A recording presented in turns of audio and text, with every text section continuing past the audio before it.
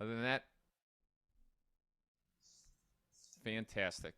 All right. My name is Frank Coppola. I am president of Metropolitan Builders and Contractors Association, one of the New Jersey Home Builders Associations under the National Association of Home Builders. I'm also the owner of Coppola Brothers LLC, which is a residential marquee remodeler located in Florida and in northern New Jersey. Um, so I was just saying before the show started here, Ronnie G in the bottom left corner of my screen is president of Metropolitan Builders Contractors Association.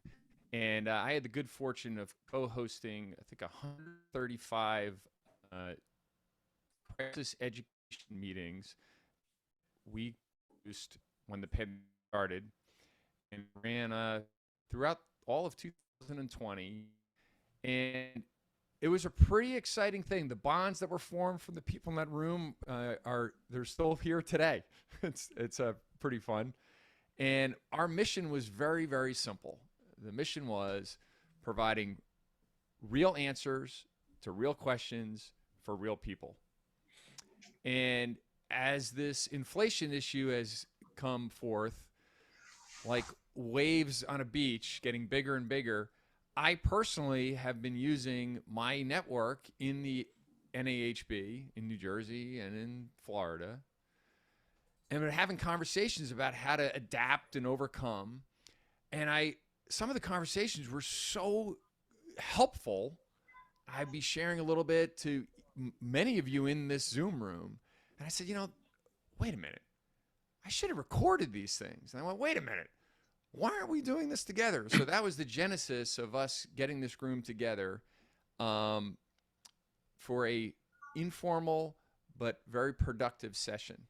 Now, my goal, and this wasn't the goal that Ronnie and I had 2 years ago. 2 years ago, our goal was survival. It was pure survival mode. We were just trying to navigate all the things that were coming at us when that pandemic hit, the EIDL, unemployment, PPP, how to make work. I mean, and that gave us a skill set that many of these businesses implemented and not only survived but thrived during the pandemic. So now the agenda is a little different, right? And I see from connecting the dots to everybody that I've been speaking, there's a little trouble brewing out there. And my goal is to just tee up these conversations, jumping off of some of the conversations I personally have had individually with you so you can share what you have with the group. But my agenda is this. My agenda is to introduce all of you in this room. That is the key to this thing. That is the point of this thing. My goal is to waterboard you with information. There's going to be way too much content. You're going to be like, wait, what? What do you mean by that? And that's the goal, is to have you hungry and then to connect offline with the other folks in this room. Okay? Everybody with the plan? Sound Got good? it. Got it. All right. I am 3 minutes ahead of schedule. I love that. And it's not going to be hard with all the blowhards in this room who are going to suck the oxygen out of it. So, and if you have any questions, please put them in the chat box. Okay, if we have time at the end, we'll do it. If you have a question, one of the things that I've been doing on the podium at Metro is, look, if you have a problem that you're trying to address for your business, chances are there's other people in the HBA that are trying to solve the same problem. So be selfish.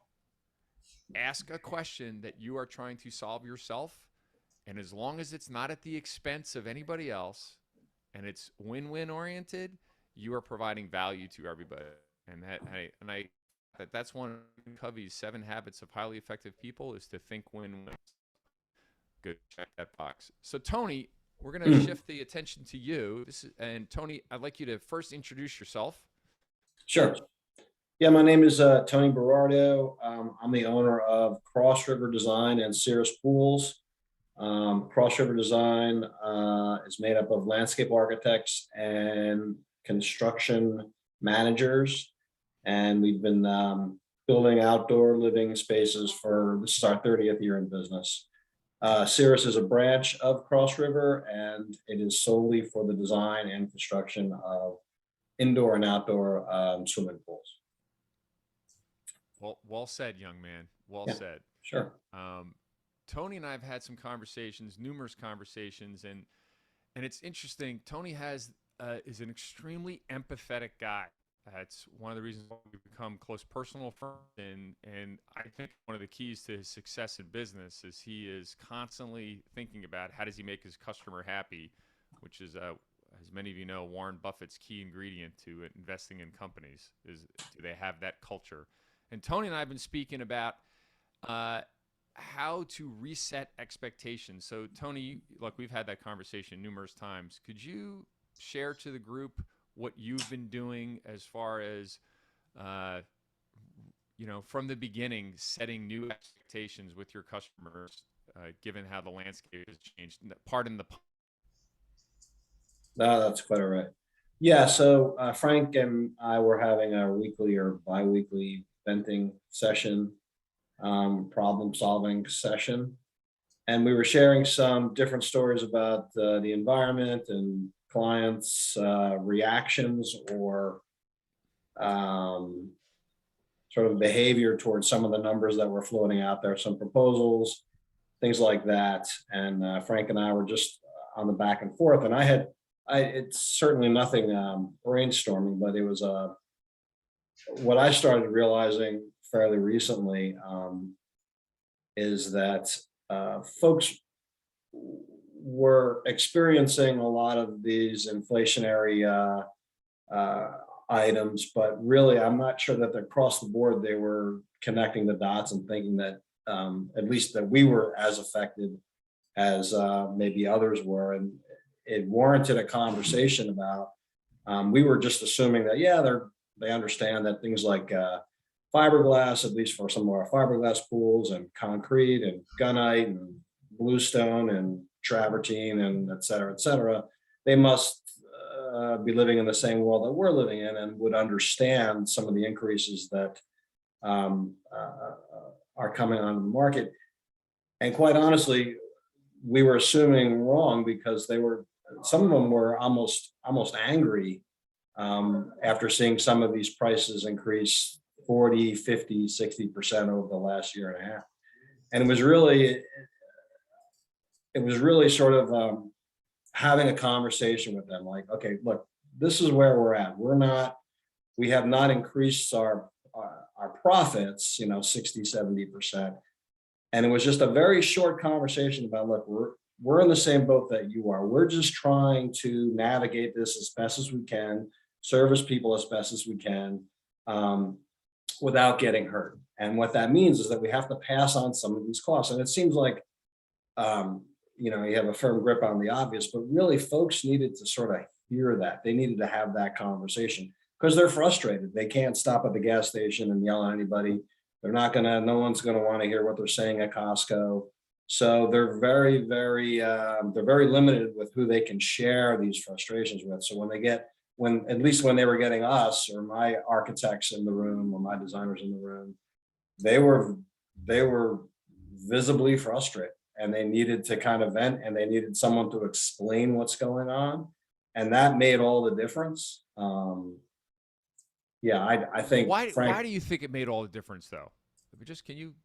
my 2 cents on it is that it's an outlet. And it's also, like someone walking them into the common sense room and making, heads or tails out of, what's going on, like breaking it down into understandable chunks of information, like not talking over their heads either, just breaking it down into very, very simple terms on what's going on.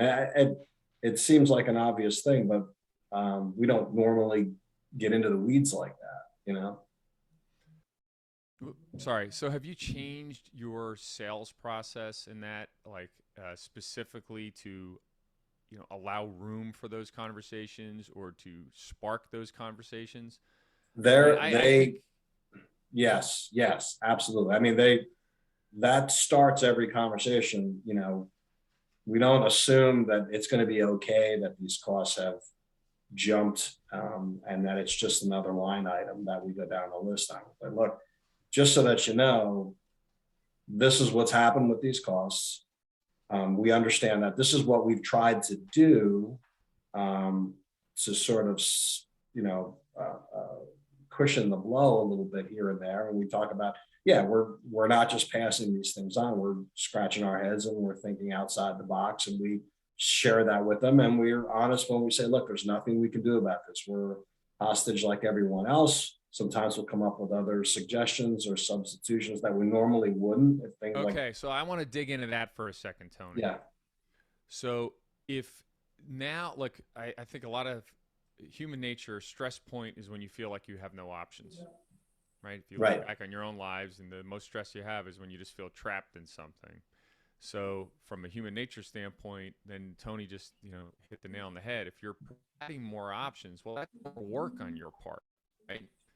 So have you factored that into your production process, your estimating process? Because now the estimates are, or the proposals are taking longer to allow more time for this hand holding, and instead of just pricing something out maybe once, now you have to price it out three different times. sure. So how have you made that shift in your internal process to get compensated for it? Well, um, I think we're definitely doing, we're certainly doing a lot more voluntary due diligence, knowing that it's already a painful thing. Don't get me wrong. But we're just very, very upfront about, look, this is what we're contractually obligated to supply. We're certainly willing to go down other roads and other avenues that we normally wouldn't because of the conditions. And if you'd like, and it's all about transparency. I think if you're really honest with folks, especially now, they appreciate it. They understand where it's coming from, so they're more apt to say either yes or no. So, yeah, I mean, I'm not saying that we're not volunteering some of that because of the circumstances, but we're also being honest with folks. Say, look, if you'd like us to, price out materials that we normally don't use, and we would make that suggestion. Yes, we would tell them it's going to require X amount of time, and we would put it in their ball. So look, there's something to pay attention here on this. Okay, I know this firsthand. Okay, I got it, and then you don't got it. So we got caught. We gave in our proposals. We charge a lot of money for them. They take hours and man days and woman days of work to produce these forensic cost analysis, and then they came in, and the number was just 33% higher than what we had ballparked it over the 3 months that we did it. And then, because we're nice guys, we went, let's run the numbers again, and we'll take that. Well, you do that across the board through 4 proposals, that's real money. So what we've done internally now is in our process, doing the same psychology, assessment or analysis or hand holding, whatever you want to call it, with the customers. In our contracts, we've changed one thing, and we've said first pass is, because now we're not expecting it to be done in the first pass, whereas before our first pass was done. It's like we got the job. Now we give them the first pass cost X, and if we need to go back again and value engineer this, we will be happy to do that, but there's a fee for it. And this is a little takeaway that you can instantly implement in your process. It's one line in the contract, or it's one line in a conversation that you can have, which will instantly protect you from losing money. Because I can tell you one common denominator between everybody in this Zoom room: you're all nice, and you're all givers. And I think that's worth a special note to just write down and go, you gotta protect yourself. That kind of bleeds into what our other speakers are going to say, but I think there's value to be had from this conversation. I'm not a guy that just likes happy talk. I like taking something, and the key is implementation.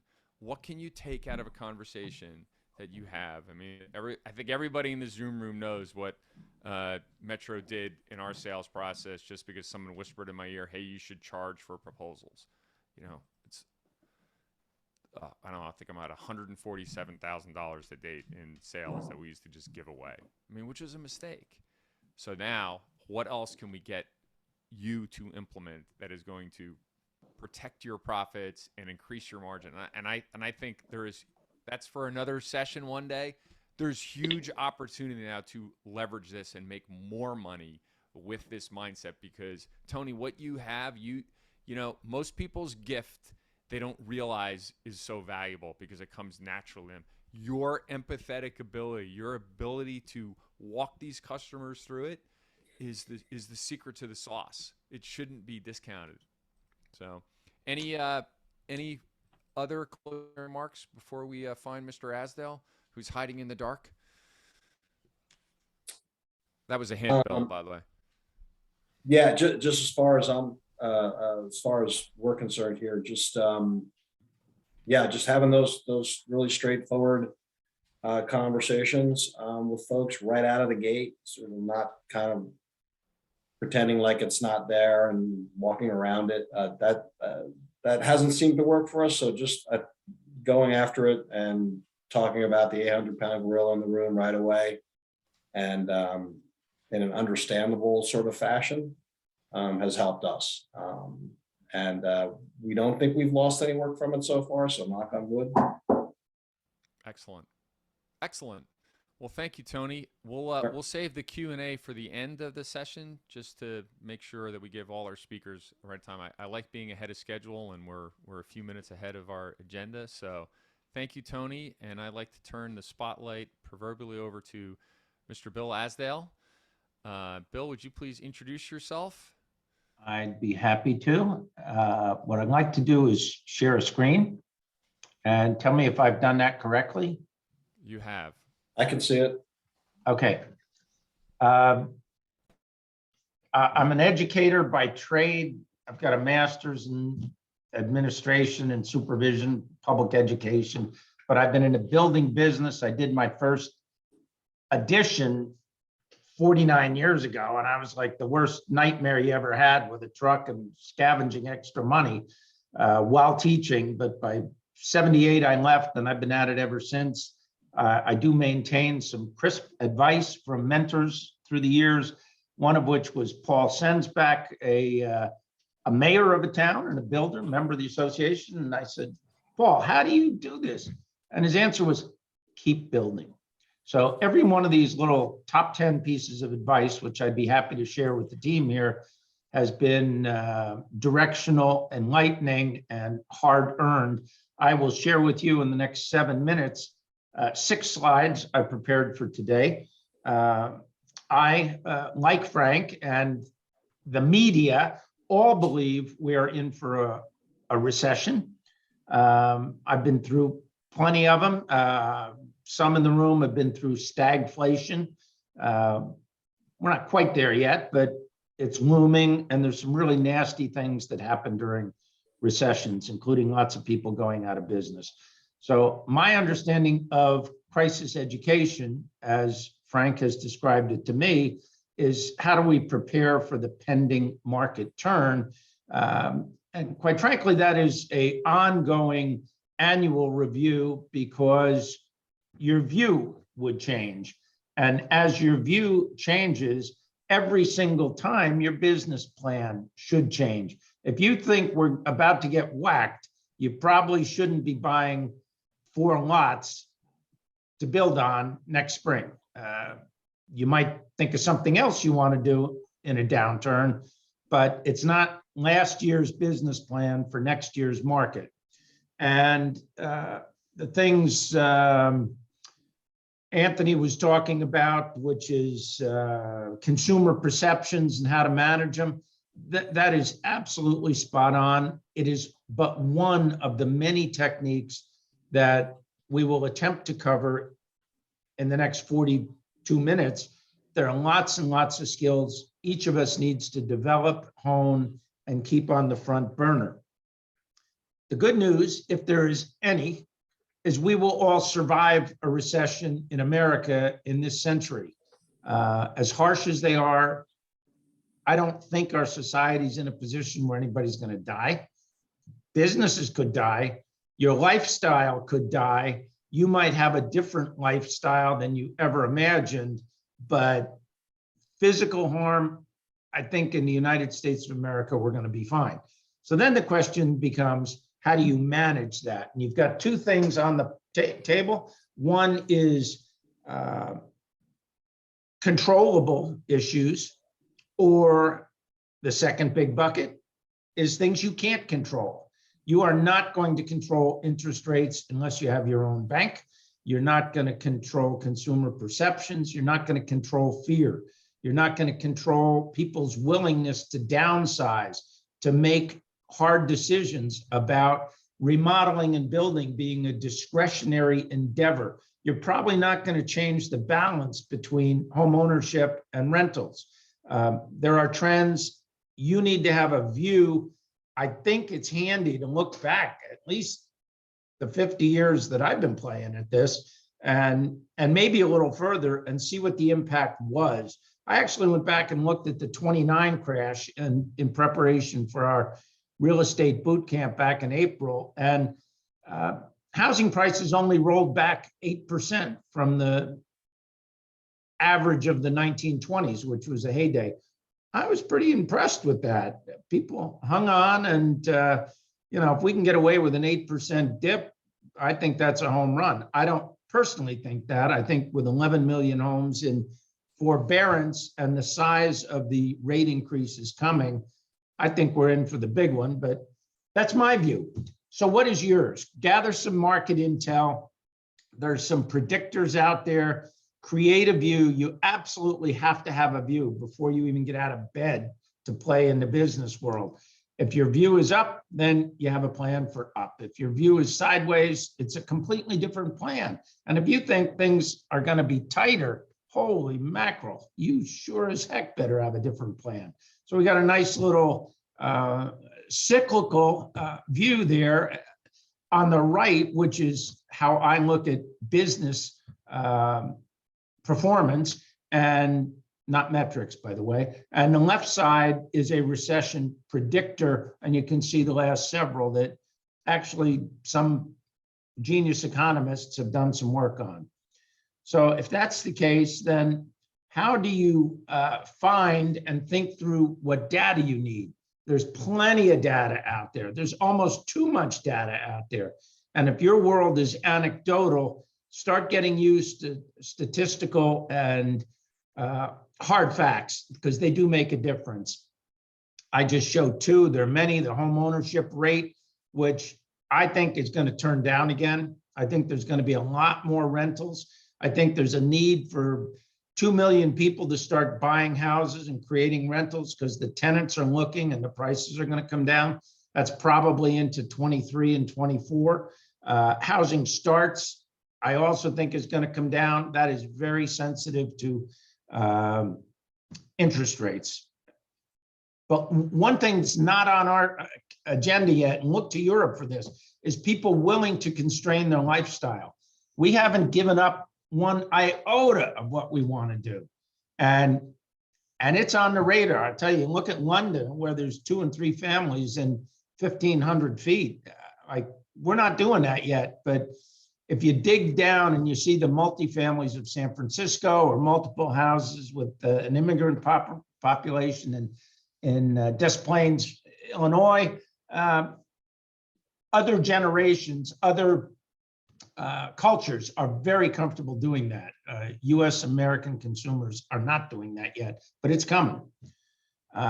What strategies are right for you into a downturn? And there are many. You can stand aside. Twice I've gone completely dark for as much as 5 and 6 years. And guys at the Builders Association think, what are you, nuts? And, they'd keep buying and buying and buying. No, I'm just waiting. I'm waiting. And, I'm still here, and none of them are on the call.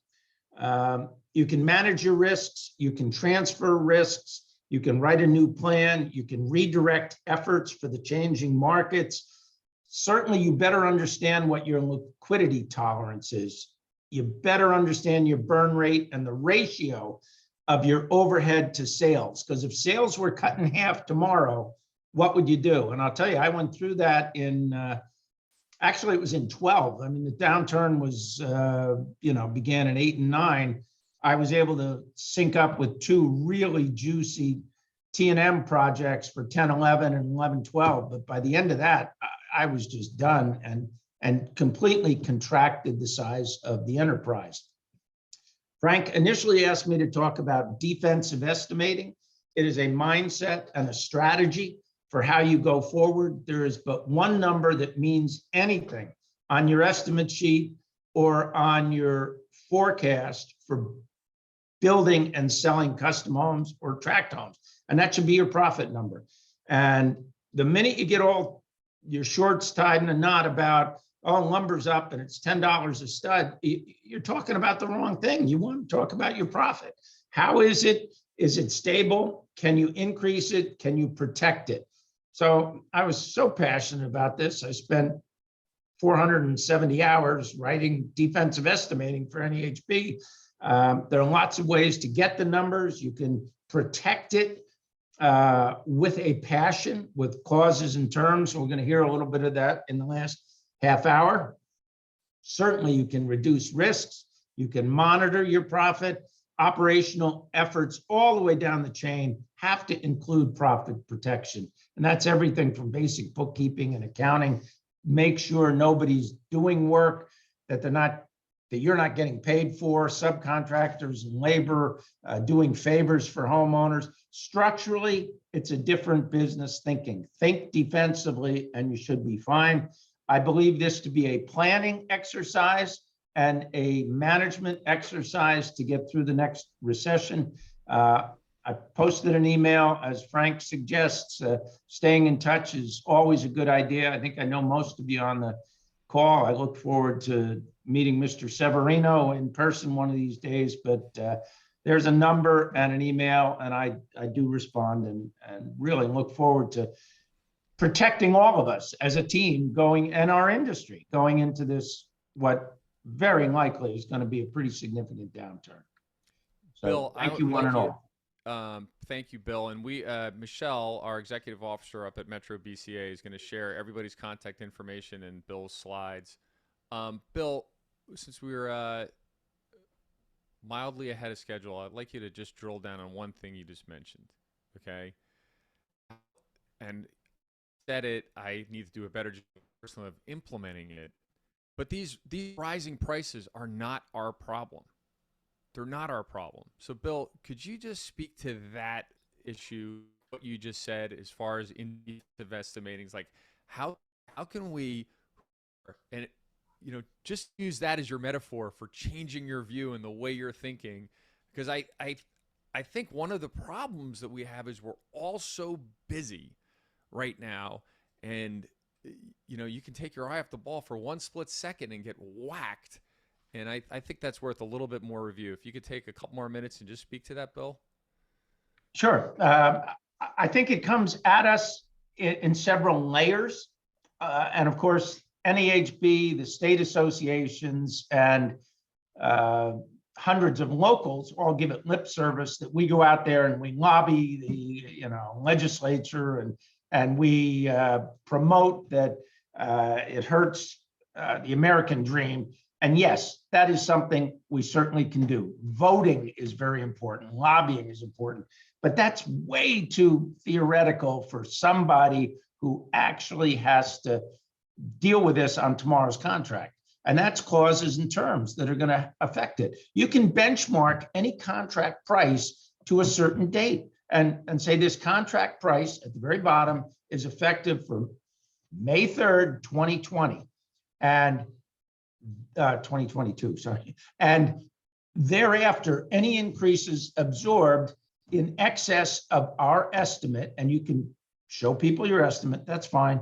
And when that happens, that's a billable change. They are taking the risk. NEHB does a great job with their insurance class, or I've enjoyed teaching it, and maybe I just spin it a little differently than they wrote it, but they talk about fortuitous risks and non-fortuitous risks. And the risk of price increases is one you should avoid. It just shouldn't be yours. An end user consumer is not entitled to a fixed price. You know, a lot of these things just got ruined in the last decades. Sears Roebuck started taking back every broken thing under the planet. And they were the very first one in the 60s who got consumers thinking they're important than anyone else. I think, you know, we're both in balance. There's the supply chain and there's consumers. Well, even the courts have backed up consumer protections way more than the protections of business interests. And you got to peel some of that back on our side of the table. And on a one-on-one basis, define the scope, price what's in. You can use allowances. Everything's allowance. I've been very successful in my last couple of jobs, and I don't build retail anymore, which is a business strategy. But the last few I did were all T&M. And, you know, you're going to make money on the overall contract, on labor you provide, and a little magic clause I put in, which is a weekly contribution to my overhead. And I didn't have a problem getting people to pay for it. Bill, we got to really get into that because I know there are all stars in this room that only work on T&M, and conceptually, I know that is unique, or it's not unique. I'm sure there are people in the room that could value on that. So 2 more minutes, just drill into that, and I'd also like you to speak to the fact that the timeline is just shifted. You know, a project that would take X is taking 2X now or 3X now. So how would you factor that into your magic clause? I think this is a key example of thinking differently. Just because you've done T&M a certain way for 20 years, just reevaluate it and look at it. Maybe there's one little line item you can add that's going to just put in $150,000 in your pocket just because you never considered it before. Bill? Well, I've been on the podium for a very, very long time, and I've sat in 3X times seminars and met what I consider to be the best of the best back from Walt Stoppelworth forward. And I never heard anybody use the concept of a contribution to your business overhead on a weekly basis. I made it up. I made it up in 2009 because I started to realize what my overhead was. And I had to cover that overhead in an annual budget. And I couldn't cover it by markup. So what I did is I peeled it out. So all of a sudden, what became billable in these next 2 T&M contracts thereafter, one was 2.4 and the other was like 1.4. And for me, I'm a peanut. So that was a big number, but I had to cover X amount of overhead. And if I wasn't going to be disappearing and running 7 jobs at once, they had to cover my overhead. So, I mean, your number will be what your number will be. But I was getting $2,000 a week 10 years ago as a contribution to overhead, and I suspended it when permits were held up.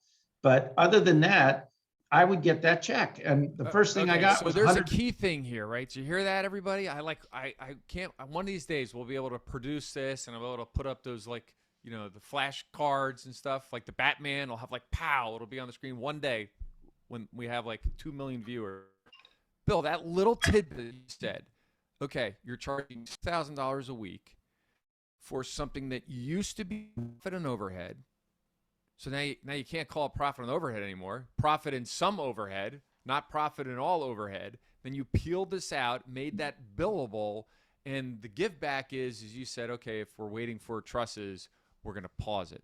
Did I hear that correctly? That's correct. I didn't say trusses, I said permits. Right, because trusses, then I'm doing something else. I made sure there was a lot going on. But you basically have 3 billable things that are going on in that contract. Contribution of overhead, you've got labor rates, which all are loaded labor rates plus profit.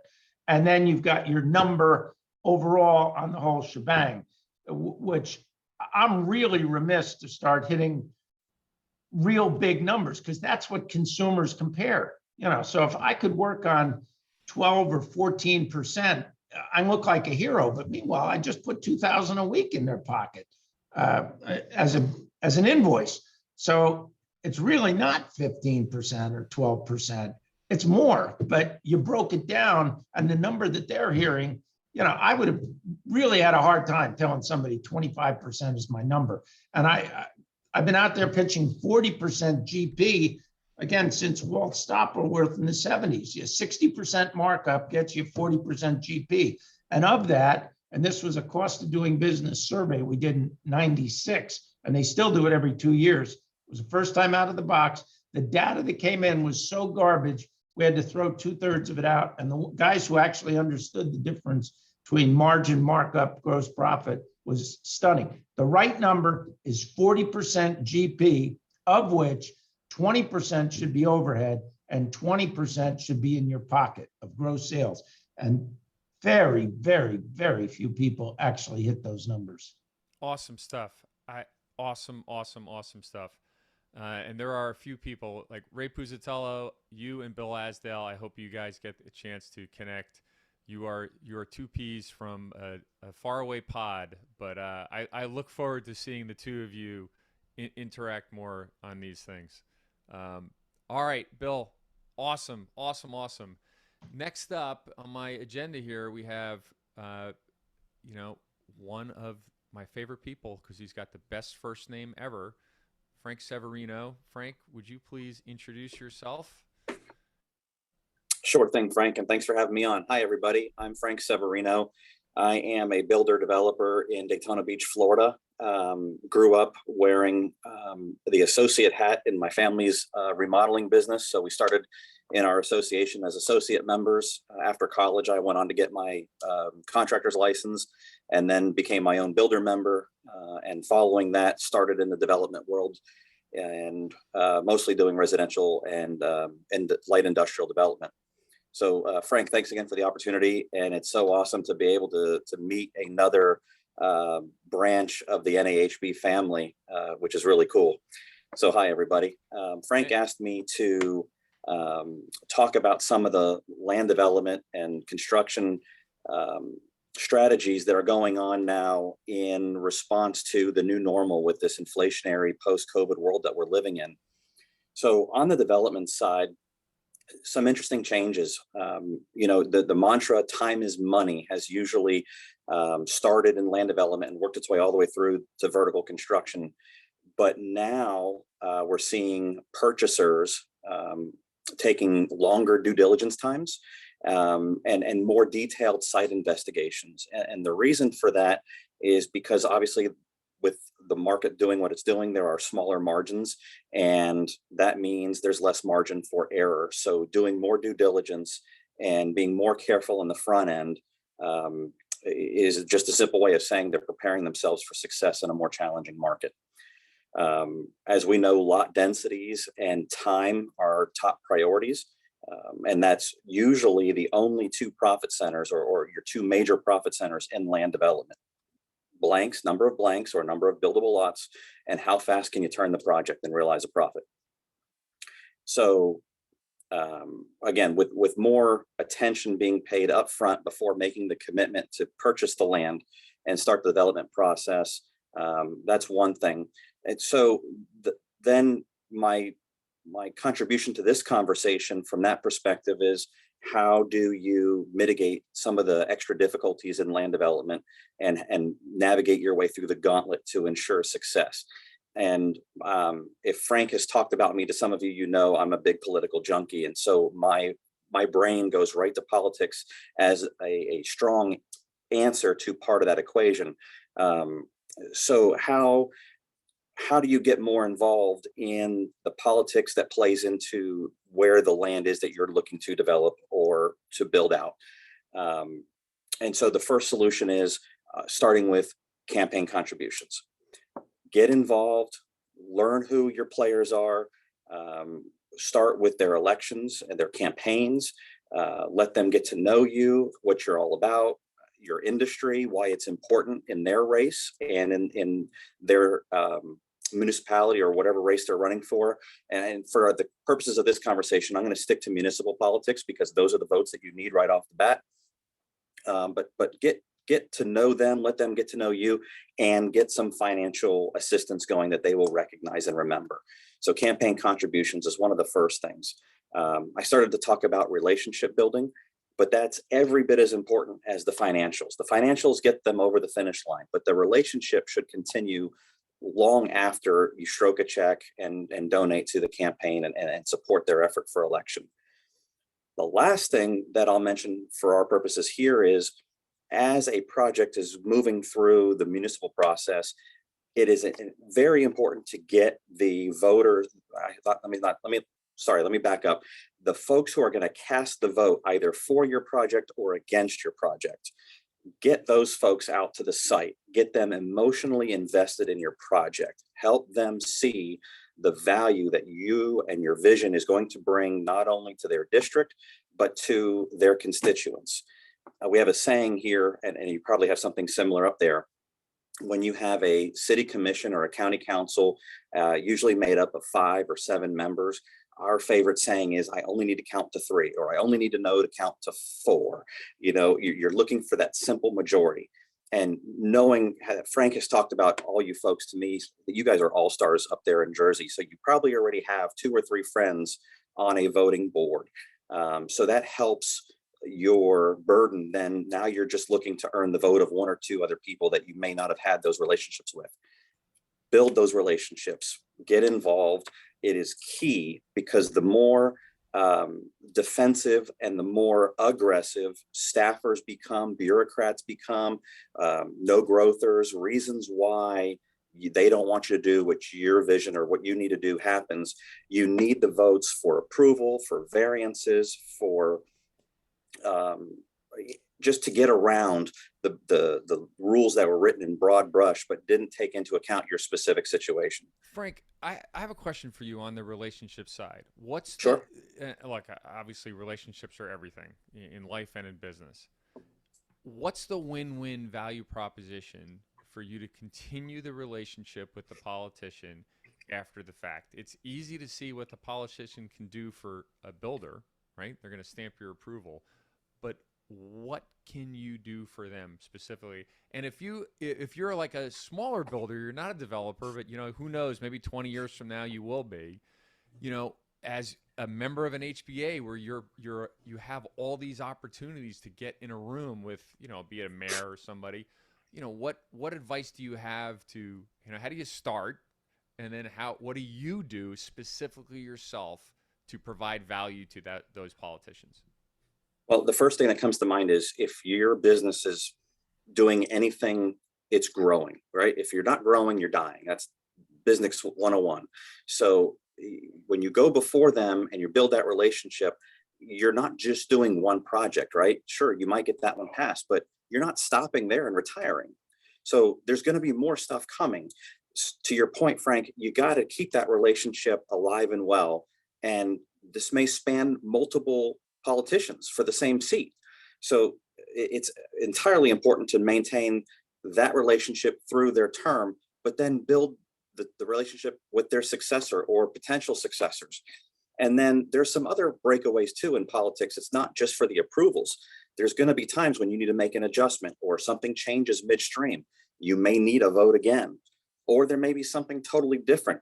We talk about workforce and the lack thereof. If there are programs that require action from your local government to get going, or to contribute municipal funds to, there's a million different opportunities. But if you have those relationships still built and being maintained, then you are that much closer to getting what you need for other situations, not just for the piece of land or for a singular project. That's so ties so nicely into what Bill said earlier about having a view.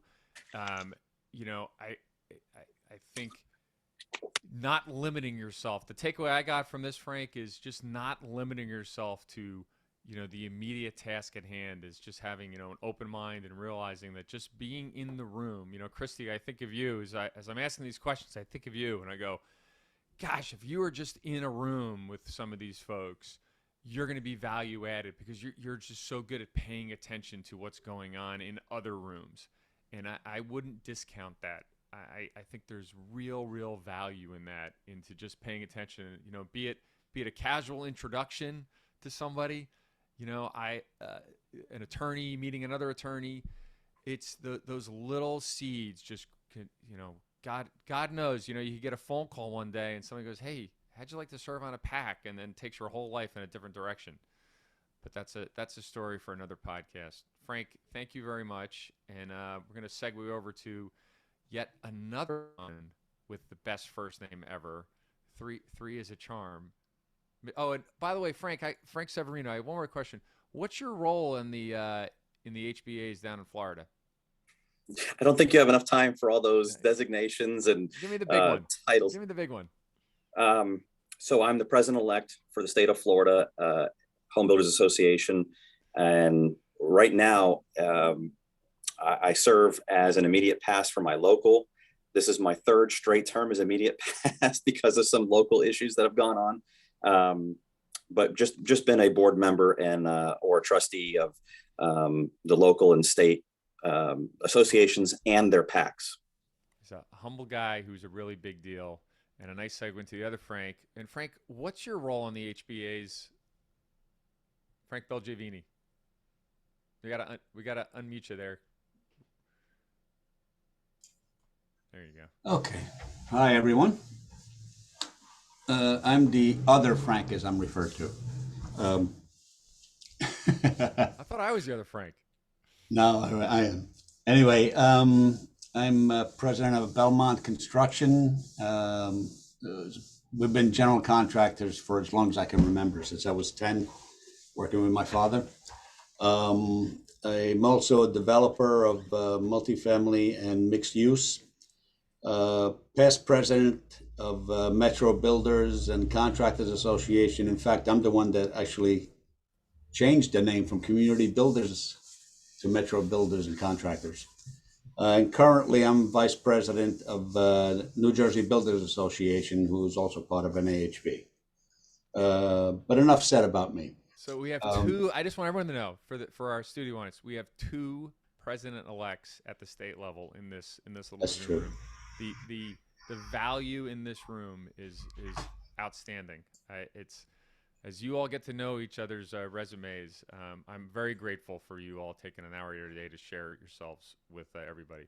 Frank, I have a question for you, Frank Yes. Belgivini. We spoke offline, and you made a little side comment that was like still rattling in my head, and saying, you know, you got to pay attention to the neighborhood, and then make your bid towards how the neighborhood is bidding. So being that you have been in so many different neighborhoods, and I think this is a value that can be added to all the different size builders in the room, be it we had DR Horton in the room earlier here, but I think there's a takeaway that even the smallest remodeler to the big builders could glean from that. So could you start off with that? I'm going to hijack your agenda, and then we'll. Yeah. What I meant with that, Frank, is that you know, if you go into a $1 million neighborhood, don't try to just build a $400,000 house. Now you really have to cater to the neighborhood styles and values, because otherwise you're never going to sell that house, right? There's going to be different storms that will hit you from neighbors or the entire neighborhood claiming that you're actually diminishing the value of their properties, right? And I can give you an example of one of the projects that I'm negotiating with for a client that I've done multifamily with. They went in and got an approval for 53 units on what some people consider an entire city block, right? One of the landowners a few blocks down the street sued the developer and the town because they approved 53 units. He claimed that there weren't enough units because that would diminish the value of his current properties, right? I mean, you've never heard of that, but it happened. So that's really what I meant about the neighborhoods. You know, the product has to match where you're going to build, right? In a redevelopment area, it's a little bit of a different story, because if you're the pioneer, you're the first one there, you're actually going to set the tone for everybody else that's going to build behind you or come into the development behind you. But Well, I mean, and I you also, completely, Frank, you also made a comment too. It's like just on the human nature side of it is to pay attention to the human nature side of it. Uh, Beverly Hills is going to speak a different language than the middle of Ohio. I mean, I'm trying to use a dramatic example of it. And look, we see politicians do it all the time, right? When they all of a sudden have a southern drawl when they're trying to speak to the voters. yeah. Sorry, I don't want to get Severino all riled up on that. I'm sure his agita is raising, but just touch on that real quick. Well, I mean, you're always going to have the quote unquote tree huggers. You're always going to have the neighbors not in my backyard. You're always going to have that. So you really got to play it smart. You got to become friends with the people around you, right? One of the building that I'm finishing up for my own building, I have a lady. There was a kicker and screamer at the beginning of the project, and now she's like my best friend. So she'll ask me questions when she sees me. Can you look at this? So you have to invest the time into it to stay friendly with the people around you, because otherwise they could be your worst enemies. Awesome. You know? Awesome. Yeah, I mean, some of this stuff sounds like common sense, but lately there's nothing common about common sense anymore. So, No, I mean, in the time when my father, God rest his soul, was alive and he was building, he was a hot-headed Italian, and as soon as somebody would approach him with a question that he thought stupid, he'd go off, right? And I would be the guy to have to calm everybody down. But that's where we are wait, today. really? Yeah, yeah, that's where we Awesome. are today. It's love thy neighbor. One of the things I want to add to what Frank was saying about the politics, he's 100% right.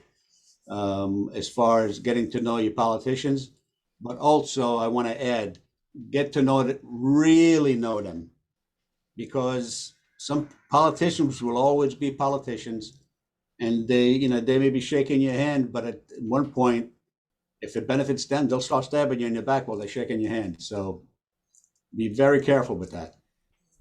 Thank you, Frank. Okay. Well, as we wrap this up, there's for the folks that have not spoken, anybody have any questions? I think we have time for one or maybe two questions. I won't name your names and put you on the spot. My hope is that you got a ton of content here and maybe are interested in connecting with somebody else in the future. We're going to do this again next week. We have some new speakers, some of the same. And if you have anything that you'd like to address, you'd like us to shine the spotlight on, that's really the goal, is to get some of the conversations that we've had offline online. Oh, wait a minute, we should remember that, Michelle. That actually might be a tagline for posting this. Well, I'm not seeing any hands going up here. I cannot thank you enough. I know how, I've said this. Christy's heard me say this. I've said this on the podium and in boardrooms. Imagine how much money you would be spending to hire all the people in this room for an hour. It's crazy. I had a specific issue. The genesis of this was as I was running around my internal board of directors trying to get my ducks in a row to land the job. I mean, every single person in this room got a phone call from me. And if I had to pay for that think tank, I couldn't do it.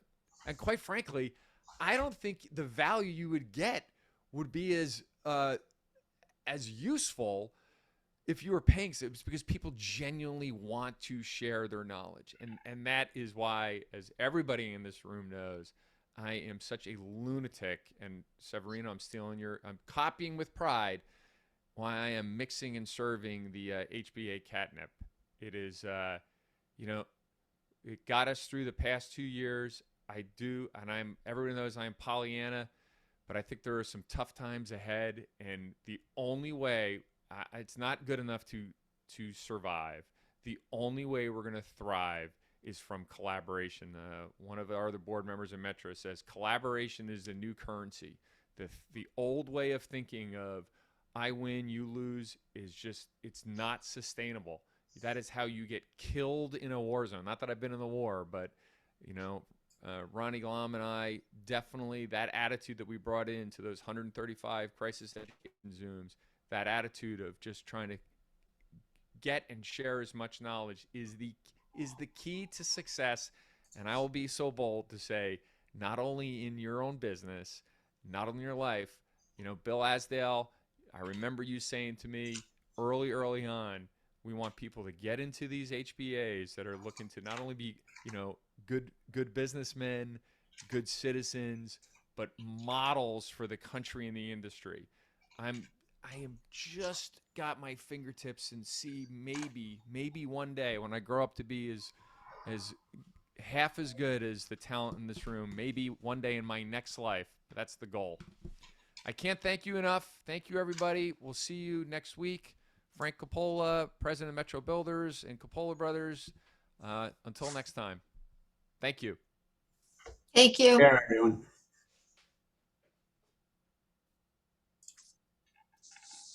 And Frank, next week we have a few different people hopping on too.